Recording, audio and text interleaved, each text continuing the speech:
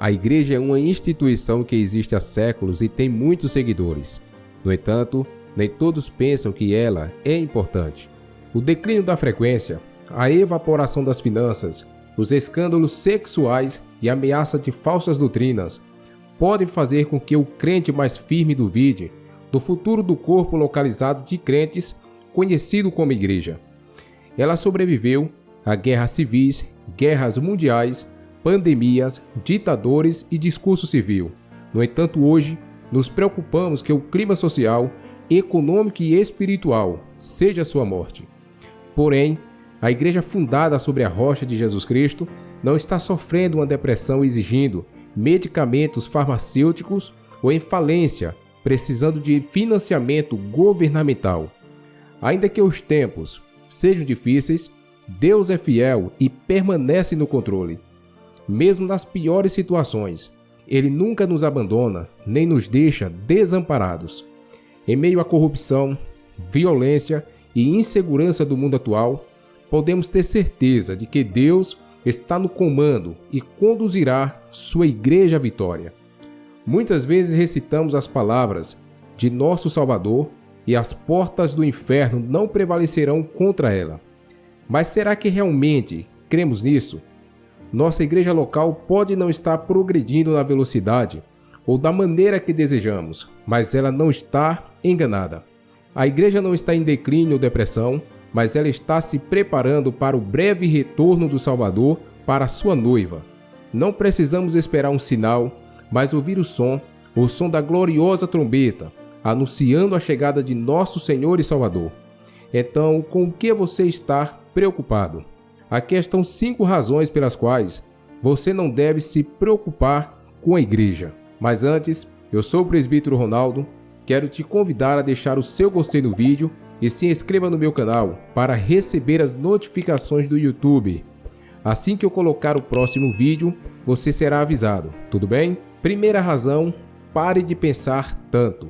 Sofremos de paralisia por análise, raciocinando que sempre estaremos a par da compreensão dos caminhos superiores do Todo-Poderoso. Preocupamo-nos com nossa eficácia como pregadores quando os altares não estão cheios todos os domingos. Estamos falhando porque a frequência está diminuindo. Isaías foi avisado de que não veria grandes resultados positivos na obediência espiritual do povo em seu ministério profético. Ele estava lidando com uma sociedade de pescoço duro que lutava como um boi contra o jugo. Isaías teria que lidar com essa suposta ineficácia por mais de 6 anos. Imediatamente após a confirmação e acordo de serviço do profeta Isaías, ele foi avisado pelo Senhor: vá e diga a este povo, ouve bem, mas não entendeis, e vede de fato, mas não percebeis. Isaías capítulo 6, versículo 9. Paulo em 2 Coríntios capítulo 2, versículo 15 ao 16, ele aceitou e escreveu à igreja: porque para Deus somos o bom perfume de Cristo, nos que se salvam e nos que se perdem. Para este certamente cheiro de morte para a morte, mas para aquele cheiro de vida para a vida. E para estas coisas quem é idôneo? Nossa principal preocupação é nosso chamado pessoal e direto para distribuir o Evangelho do Senhor Jesus Cristo. Devemos desejar e orar pela eficácia da palavra de Deus para convencer e salvar pecadores. No entanto, a espada de 2 gumes da palavra também endurece ainda mais os corações dos ímpios, o que é um resultado incidental do Evangelho.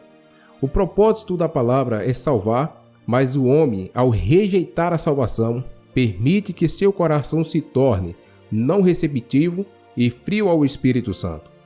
Ainda devemos perseverar em nosso ensino e pregação. Temos o dever de exortar uns aos outros diariamente, enquanto é chamado para o dia, para que nenhum de vós seja endurecido pelo engano do pecado. Hebreus capítulo 3, versículo 13. Tenha certeza, o resultado de sua mensagem será bem-sucedido. Ou vidas serão mudadas e a salvação realizada, ou alternativamente, a palavra será usada como testemunha do julgamento vindouro. A vontade de Deus não pode ser frustrada pelo mundo ou pela suposta falta de sucesso, como definida por nossas percepções. Faça o que você é chamado a fazer. O Senhor continuou e instruiu Isaías a engordar o coração deste povo, pesar-lhes os ouvidos e fechar os olhos, para que não vejam com os olhos e ouçam com os ouvidos, e entendam com o coração, e não se convertam, e não sejam curados. Isaías capítulo 6, versículo 10. O pregador moderno é mais bem servido ao colocar esses alvos na assinatura de seu ministério. Todos nós gostaríamos de ter altares cheios com pecadores, depositando fé em um Salvador e apostata retornando ao serviço, mas nossos sucessos não podem ser julgados subjetiva ou objetivamente por números. Nosso dever é pregar e ensinar a palavra de Deus enquanto vivemos uma vida cheia de amor para com nossos vizinhos e congregação. A pregação da palavra de Deus, não adulterada e integral, torna os corações gordos e os ouvidos pesados. Isaías 55, verso 11 diz: Assim será a minha palavra que sair da minha boca. Ela não voltará para mim vazia, antes fará o que me apraz e prosperará naquilo para que a enviei. Ao fazer o que Cristo nos capacita a fazer, estamos vivendo desejosos pelo reino e pelo cumprimento de nosso dever sob a grande comissão. Ausência do Senhor. Isaías perguntou quanto tempo ele deveria se engajar nesse serviço.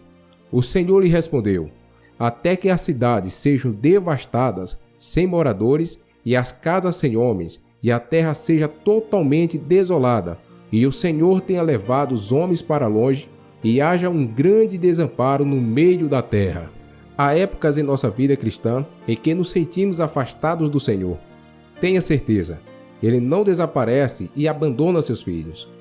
Mesmo que não saibamos a duração de nossa dor, doença ou angústia, nosso Senhor sabe a data de validade. Eliseu foi colocado para servir em um momento desesperador em 2 Reis capítulo 6 e capítulo 7. Samaria estava no meio de uma fome tão severa que uma mulher clamou a Eliseu: dá teu filho para que possamos comê-lo hoje, e amanhã comeremos meu filho. 2 Reis capítulo 6, versículo 28 e 29. As condições fizeram com que o rei rasgasse suas roupas e colocasse um pano de saco dentro de sua carne. Eliseu recebeu uma mensagem do Senhor que amanhã, por esta hora, se venderá uma medida de flor de farinha por um siclo e 2 medidas de cevada por um siclo, na porta de Samaria. À medida que o desespero aumentava, os homens levantaram-se ao crepúsculo para ir ao arraial dos sírios. A oposição estava longe de ser encontrada. O amanhã havia chegado. Foi Deus quem estabeleceu um amanhã para o fim de nossa angústia, bem como o fim de nosso dever. Vai acontecer como ele disse. Assim como profetizado por Isaías e Jeremias, Israel realmente se tornaria uma terra desolada. Jeremias 29, verso 1 explicou: estas são as palavras da carta que Jeremias, o profeta, enviou de Jerusalém ao restante dos anciões que foram levados cativos, e aos sacerdotes, e aos profetas, e a todo o povo a quem Nabucodonosor havia levado cativo de Jerusalém para a Babilônia. Jeremias advertiu o povo a se entregar aos captores, e mais tarde eles seriam restaurados com suas terras. Alguns, porém, não seguiram o conselho e fugiram para o Egito em contínua desobediência. A terra foi totalmente destruída, exceto que Nebuzaradã, o capitão da guarda, deixou alguns dos pobres da terra para os vinhateiros e para os lavradores. Jeremias capítulo 52, versículo 16. Paulo escreveu em 1 Timóteo capítulo 4 que antes de Cristo retornar para a sua igreja, haverá um afastamento da fé, a permissão da influência de espíritos sedutores e a pregação de falsas doutrinas. Assim como Isaías não foi confundido pela destruição, não podemos duvidar de Deus quando vemos essas coisas acontecerem dentro da igreja. Deus vê o que não vemos. No versículo 13, o Senhor disse a Isaías: e ainda que 1/10 fique no país, esses também serão destruídos. Mas, assim como o terebinto e o carvalho deixam tronco quando são derrubados, assim a santa semente será o seu tronco. Isaías capítulo 6, versículo 13. Quando nos encontramos sobre o zimbro como Elias de mau humor em autopiedade, acreditamos que as coisas não têm esperança ao ver a baixa frequência em nossas igrejas locais e a maldade de nosso país. As árvores espirituais da igreja e muitos crentes perderam suas folhas e a casca está caindo dos galhos. Os olhos nus veem a morte sem esperança.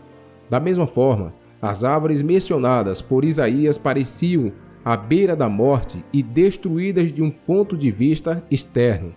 Certamente, as consequências visíveis do julgamento de Deus foram terríveis. No entanto, o grande profeta deu esperança ao povo por causa do remanescente. Deus sabia e não se esqueceu da santa semente, que será a substância dela. Em Isaías, no capítulo 33, versículo 32, veio a promessa: porque de Jerusalém sairá um remanescente, e os que escaparem do monte Sião, o verdadeiro Senhor dos exércitos fará isso. Paulo escreveu sobre Isaías, em Romanos capítulo 9, versículo 27, que clama a respeito de Israel: ainda que o número dos filhos de Israel seja como a areia do mar, um remanescente será salvo. E em Apocalipse capítulo 11, versículo 13, João viu: na mesma hora houve um grande terremoto, e caiu a 10ª parte da cidade, e no terremoto foram mortos 7.000 homens, e os restantes ficaram atemorizados, e deram glória ao Deus do céu. Se pensamos que somos abençoados hoje, imagine a glória quando o povo escolhido de Deus estiver reunido em Jerusalém durante o reinado milenar. Paulo, em 2 Coríntios, no capítulo 4, versículo 9, assegurou à igreja que os crentes podem ser perseguidos, mas não abandonados, abatidos, mas não destruídos. A mensagem para a igreja é manter sua cabeça erguida em grande expectativa. Os acontecimentos de hoje não são um fracasso do Evangelho, mas um cumprimento. Nosso Senhor preservou a santa semente de sua igreja e nós somos a substância dela. Que Deus continue nos abençoando e nos guiando pelo caminho da sabedoria e da verdade. Até o nosso próximo vídeo, se o Senhor nos permitir. Até mais, nos vemos.